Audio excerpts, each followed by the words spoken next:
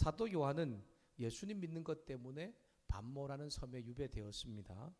그때 하나님께서 환상을 통해서 앞으로 되어질 일들을 요한에게 보여주셨고 그것들을 기록하고 있는 것이 요한계시록이지요. 하나님 믿는 것 때문에 경제적인 어려움, 또 그리고 종교적인 어려움, 정치적인 어려움, 여러 핍박을 당하는 성도들을 위해서 요한 사도에게 되어질 일들을 이야기해 주고 있는 것입니다. 앞으로 되어질 일들을 이야기하고 있는 것은 하나님께서 당신 백성들을 사랑하기 때문이죠. 믿음 때문에 좋은 일만 일어날 것이 아니고 이런 고난과 이런 어려움도 있을 것인데 그때의 믿음을 잘 지켜라.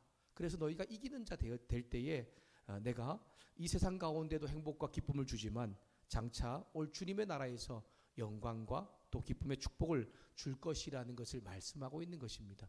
다른 말로 표현하면 요한계시록은 우리 가운데 주는 하나님의 응원과이기도 하고 우리를 지지하고 또한 우리에게 힘을 주는 그러한 말씀인 것이지요.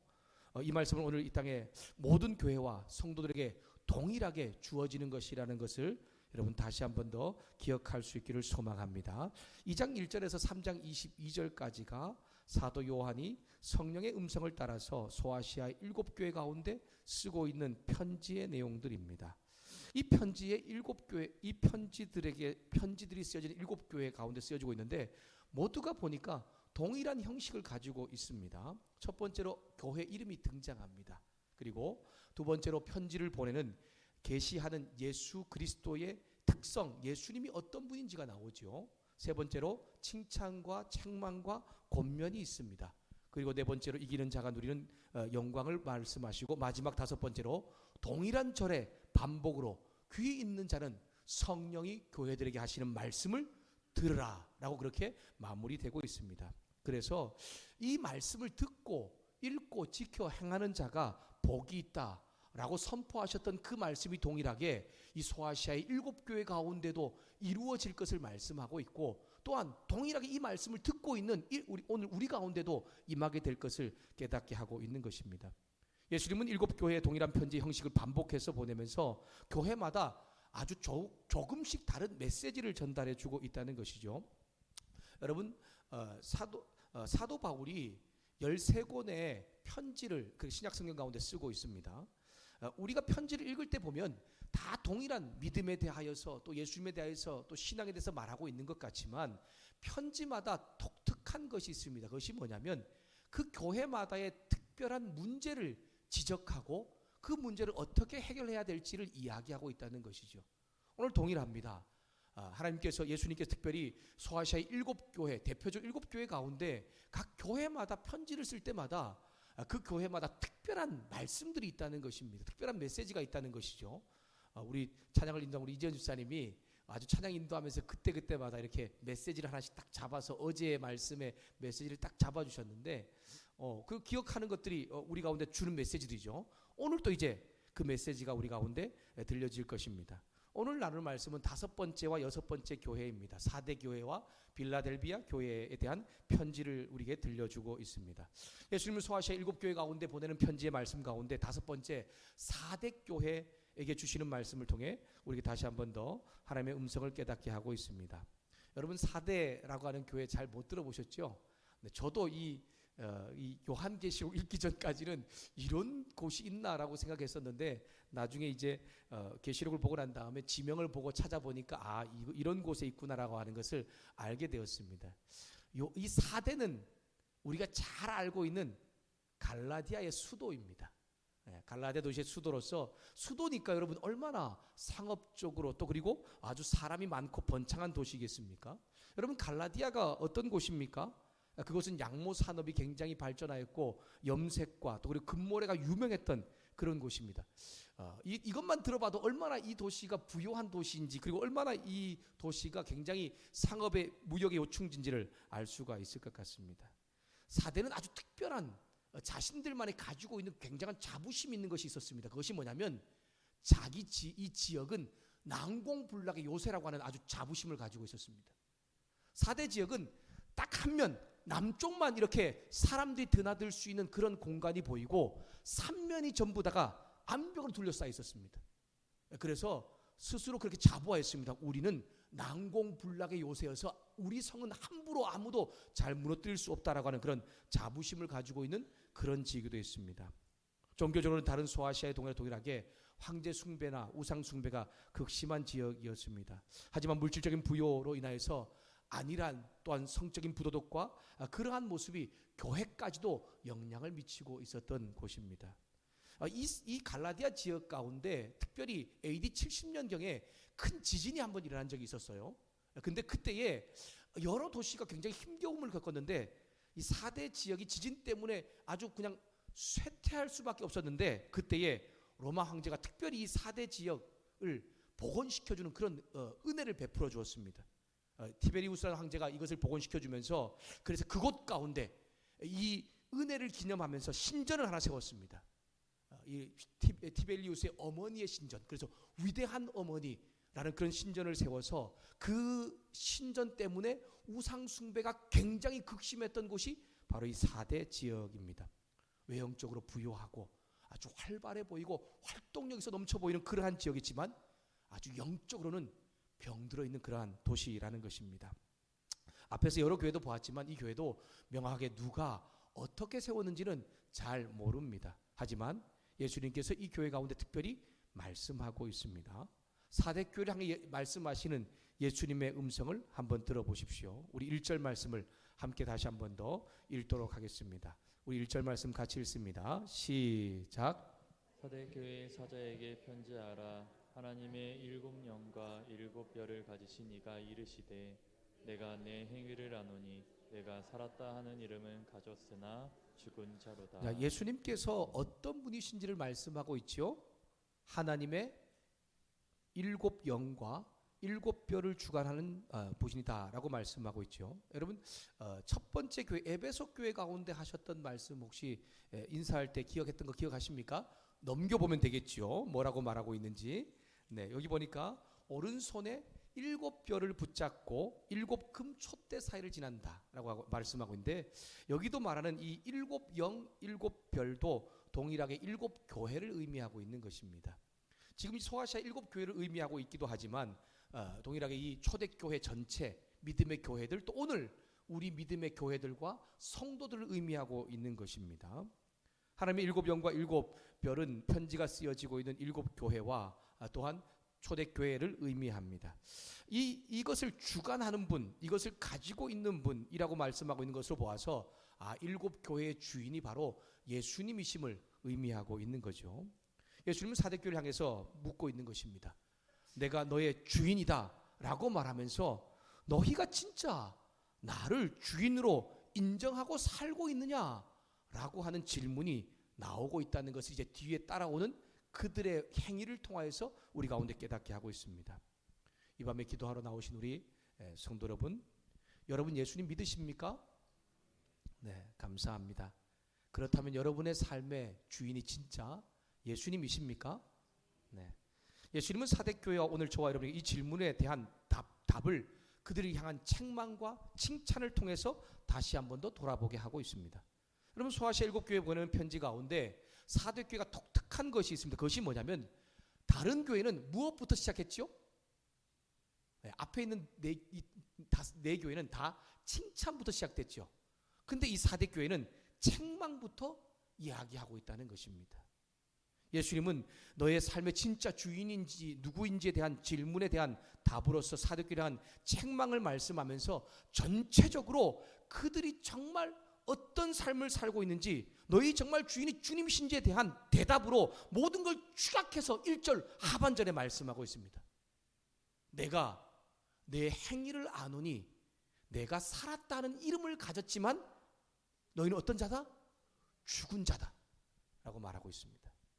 여러분 4대교회를 향해서 예수님은 너희들이 살았다 하는 이름을 가졌다라고 말하고 있죠.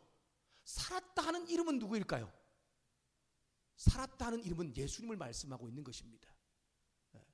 부활하셔서 다시 살아나신 그 주님의 이름을 가진 자들, 그러고 보니까 이들도 예수님을 믿는다라고 고백한 사람들이라는 것입니다.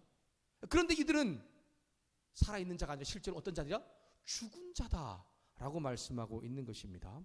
그러니까 이들이 교회를 다니고 교인이고 교회 안에 있지만 성도들이라고 말하고 있지만 실제로 또 살아있는 것처럼 그렇게 보이지만 그들은 영적 주님께서 명확하게 아시는 거예요.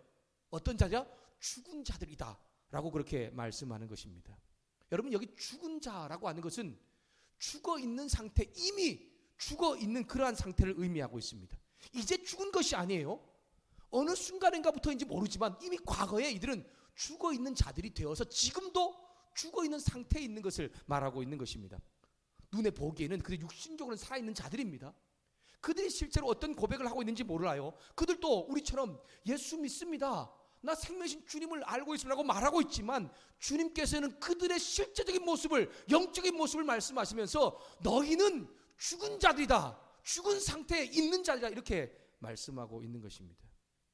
여러분, 이들이 영적으로 죽은 것을 알 수 있는 증거가 있습니다. 그것이 무엇입니까? 무엇을 통해서? 행위를 통해서입니다. 내가 너희의 뭘 안다고요?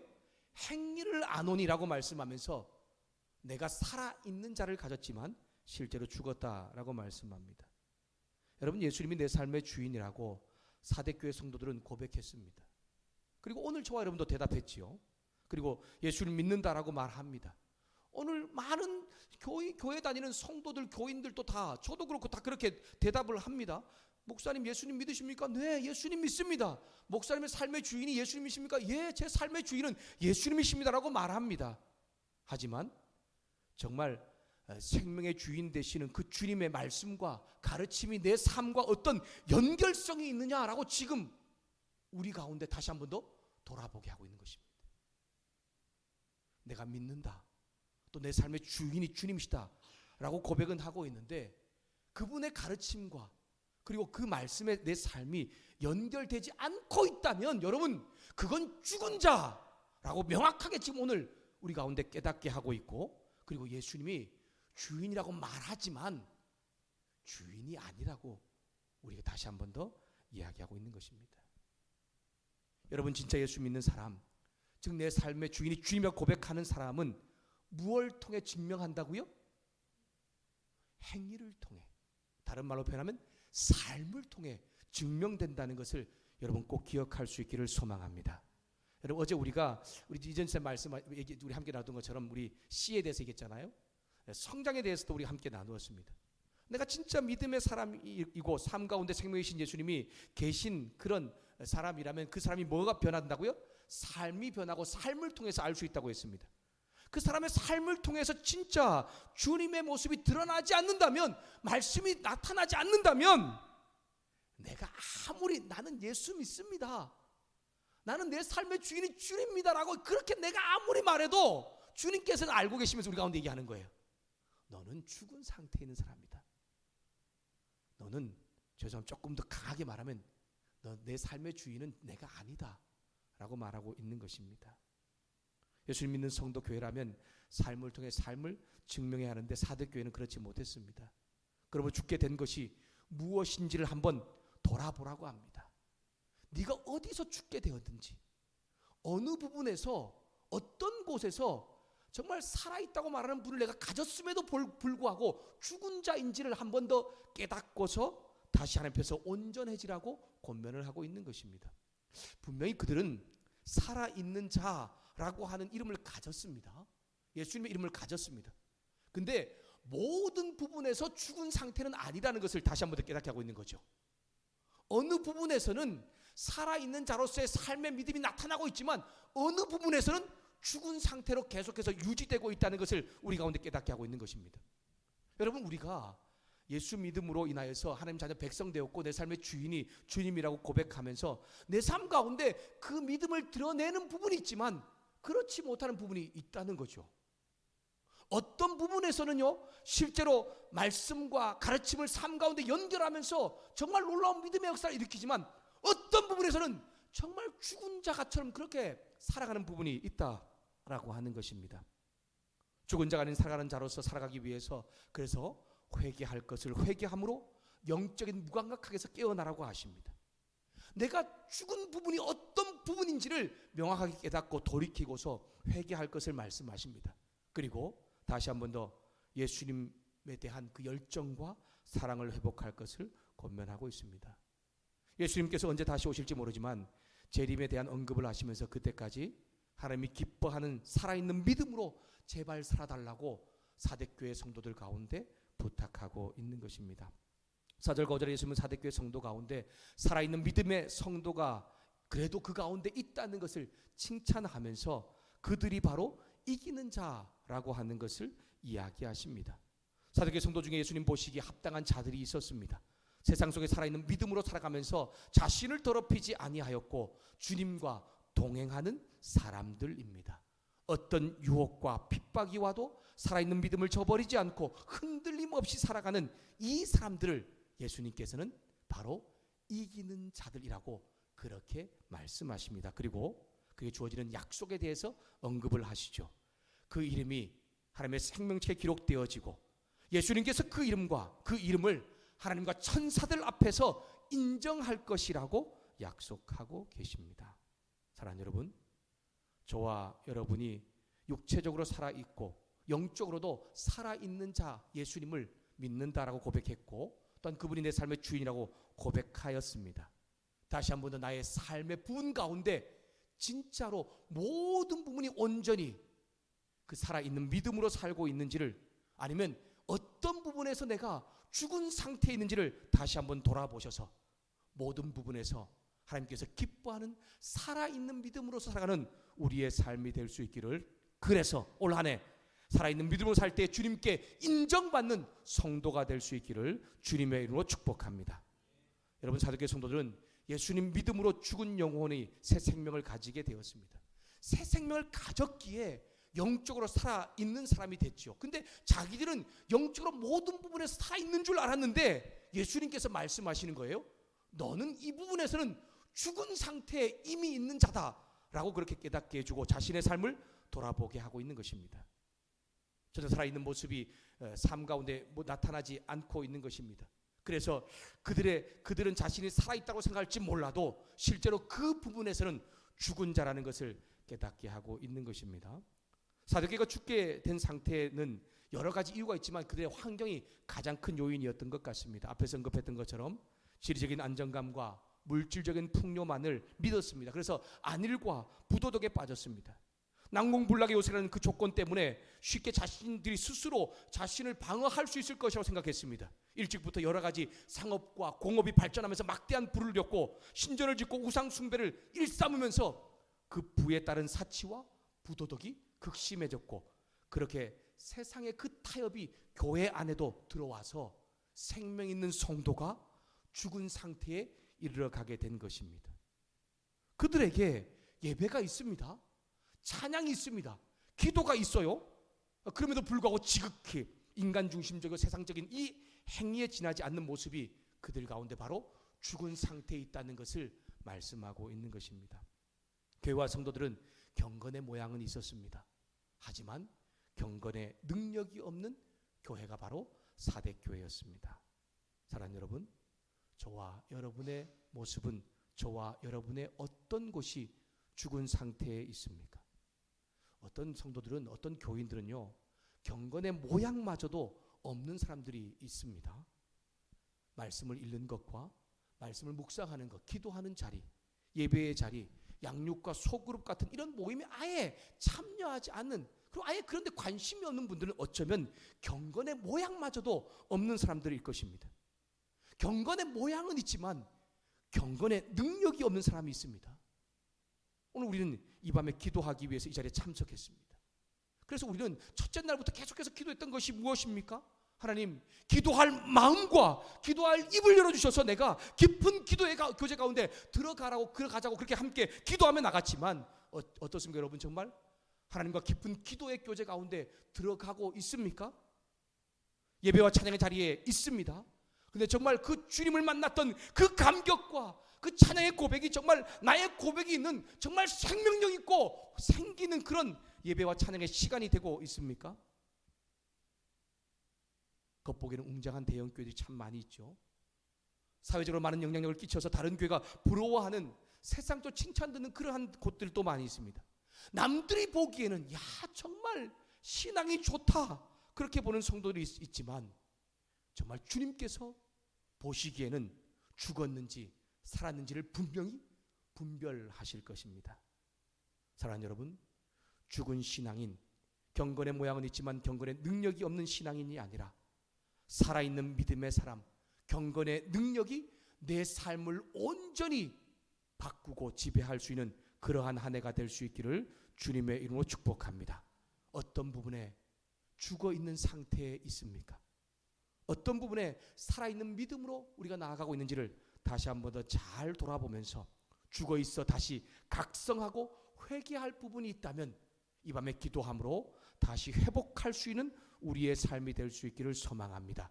습관적인 죄를 버리지 못하는 모습, 다른 성도를 향해 끊임없이 주님의 사랑을 품지 못하는 것, 무엇보다도 믿음과 인내와 섬김과 행위가 삶으로 나타나고 있지 않는 내 모습은 살아있는 믿음이 아니라 죽은 상태에 있는 것이라는 것을 여러분 기억하기를 소망합니다. 이 밤에 기도할 때에 다시 한 번 더 죽은 믿음을 돌아보시고 살아있는 믿음으로 나아가기 위해서 성령의 은혜를 구하며 나아갈 때에 내 삶이 살아있는 믿음으로 나아가는 한 해가 되고 또한 올 한 해 동안 살아있는 믿음으로 사셔서 예수 그리스도의 이름으로 일어나 걷고 뛰고 찬양하는 기적의 역사를 경험할 수 있는 저와 여러분 될 수 있기를 주님의 이름으로 축복합니다. 예수님은 소아시아 7교회 편지로 말씀하시는데 6번째 말씀하시는 교회가 빌라델피아 교회입니다. 7교회 중에 서머나 교회 같이 빌라델피아 교회도 책망이 없고 칭찬만 있는 교회입니다. 우리 7절 말씀을 함께 읽도록 하겠습니다. 7절 말씀 같이 읽겠습니다. 시작. 빌라델피아 교회 사자에게 편지하라. 거룩하고 진실하사 다윗의 열쇠를 가지시니 곧 열면 닫을 사람이 없고 닫으면 열 사람이 없는 그가 이르시되. 빌라델피아 지역은 계곡 고지대에 세워진 도시입니다. 다른 도시와 무역로의 교차지였기 때문에 동방의 관문이라고 불렸던 그런 도시입니다.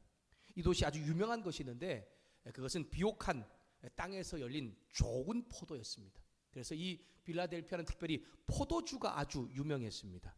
그래서 이 도시는 다른 것을 신으로 섬기지 않고 이 도시는 술의 신 또는 식물의 신을 섬기고 있는 그러한 도시였습니다.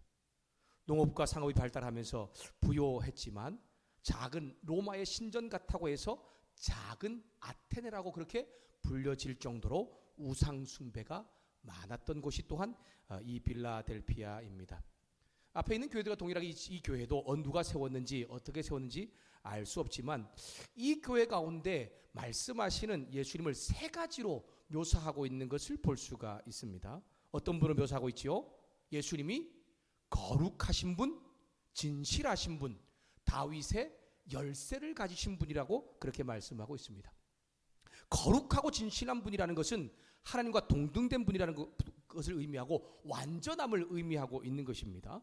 근데 앞에서 언급했던 것처럼 여러 가지 하나님과 같은 어떤 하늘 능력 이런 것들과 연결되고 있지만 특별히 여기 보니까 예수님께서 무엇을 가지고 있다고요? 다윗의 열쇠를 가지고 있는 계신 분으로서 문을 열면 닫을 수 있는 자가 없고 문을 열고 닫는 그러한 결정권을 가지고 있는 분이라는 것을 의미하고 있는 것입니다. 이 말씀은 그때 당시 이 빌라델피아에 거주하는 유대인들과 좀 연결되어 있는 말씀입니다. 빌라델피아에 거주하는 유대인들은 자기가 누구의 자손이라고 자부심을 가졌냐면 아브라함의 자손이라고 자부심을 가지고 있었습니다. 그래서 하나님의 선택받은 백성이라는 그 선민의식을 해서 다른 사람보다 자신들은 당연히 아브라함의 혈통, 다윗의 혈통으로 그렇게 하나님 나라에 들어갈 수 있다라고 그 자부심을 가졌습니다. 그럼에도 불구하고 예수님께서는 그들 가운데 뭐라고 말씀하십니까? 하나님 나라에 들어갈 수 있는 결정권, 그 열쇠는 다른 것에 있는 것이 아니라 바로 당신께 있다는 것을 말씀하고 있는 것입니다. 그리고 믿음으로 죄 용서를 받고 또한 정말 하나님 나라에 들어갈 수 있음에 대하여 가르쳐주고 있는 것입니다. 그렇게 살고 있는 빌라델피아 교회 성도들을 주님께서는 칭찬하고 있습니다. 자신의 어떤 그 구원자, 자신의 어떤 정말 하나님 나라에 들어갈 수 있는 그런 능력을 가진 분이 예수님이라는 것을 믿고 또한 그 믿음을 삶으로 옮겨가고 있는 그들을 칭찬하고 있는 것이 8절부터 11절에 나오고 있는 말씀입니다. 예수님 먼저 그들을 칭찬하십니다. 8절 말씀에 보니까 작은 능력으로도 말씀을 지켜내고 있다라고 칭찬을 하고 있습니다. 우리 함께 8절 말씀을 같이 읽도록 하겠습니다. 8절 말씀 같이 읽습니다. 시작. 볼지어다 내가 내 앞에 열린 문을 두었으되 능히 닫을 사람이 없으리라. 내가 내 행위를 아노니 내가 작은 능력을 가지고도 내 말을 지키며 내 이름을 배반하지 아니하였도다. 아멘. 작은 능력을 가지고도 내 말을 지키며 내 이름을 배반하지 않았다라고 말씀하고 있습니다. 오히려 스스로의 능력이 있다 하면서 작은 능력을 가진 이들을, 성도들을 멸시하던 자칭 유대인들, 그들은 거짓말하는 사단에 사로잡힌 자들이라고 말씀하면서 오히려 작은 능력을 가진 빌라델피아 교회 성도들 가운데 무릎 꿇게 될 것이라고 이야기하고 있습니다. 두 번째 칭찬은 10절 말씀입니다. 예수님의 말씀을 인내로 잘 지키고 있다라고 이야기하고 있습니다. 빌라델피아 교회 성도들 중에도 예수님께서 정말 인간의 몸으로 오셨고 십자가에 못 박혀 돌아가시기까지 상상할 수 없는 고난을 받으셨음에도 불구하고 인내했다는 것을 잘 믿고서 예수님의 그 고난을 자신의 삶 가운데 실제로 그렇게 지고 가는 사람들이 있었다라고 하는 것입니다.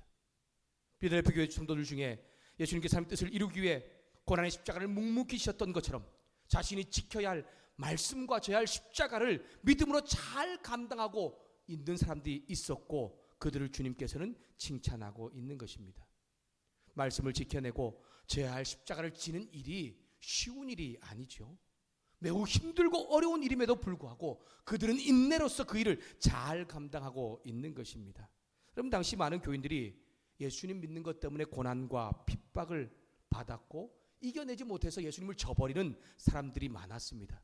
그럼에도 불구하고 빌라델피아 성도들 중에는 작은 능력, 자신들은 그렇게 할 수 없는 능력을 가지고 있지만 주님 주신 능력으로서 인내로서 말씀을 잘 지켜내고 자신이 져야 할 십자가를 잘 감당하고 있다는 것을 예수님께서는 아시고 칭찬하고 있는 것입니다.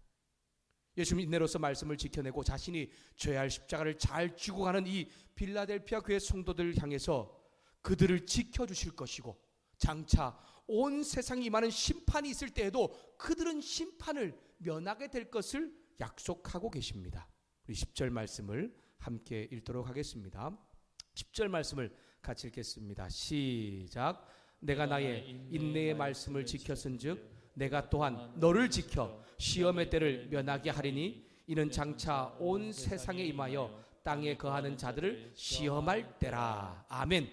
또한 이기는 자 되어서 주님 오심으로 믿음의 백성이 살아갈 새 예루살렘에 하나님의 이름과 예수님의 이름이 새겨진 하나님 성전의 기둥이 될 것을 약속하고 계십니다. 사랑하는 여러분, 올 한 해 저와 여러분에게 주신 주님의 능력이 있을 것입니다. 그 주님의 능력으로서 내가 믿음을 삶 가운데, 말씀을 삶 가운데 잘 지켜낼 뿐 아니라 내가 져야 할 십자가를 잘 짐으로 인하여서 하나님 성전의 기둥이 되는 축복을 경험할 수 있는 우리가 될 수 있기를 소망합니다. 빌라델피아 교회 성도들 중에 작은 능력으로서 그들은 인내하면서 말씀을 지켜냈고 져야 할 십자가를 졌다고 그렇게 이야기합니다. 작은 능력이라고 하는 것은 능력이 거의 없다라고 하는 의미입니다. 그것은 실질적인 그들의 모습을 말하고 있는 것입니다. 많은 신학자들이 빌라델피아 교회는 성도가 아주 소규모였다라고 말하고 있을 뿐 아니라 대부분의 이 지금 빌라델피아 교회 성도들은 하층민으로 구성되어 있다라고 말하고 있습니다. 여러분, 성도도 얼마 없고 교회에 하층민으로 구성되어 있으니까 정말 사회적으로 별 다른 영향을 끼칠 수 있는 능력이 없는 것이죠.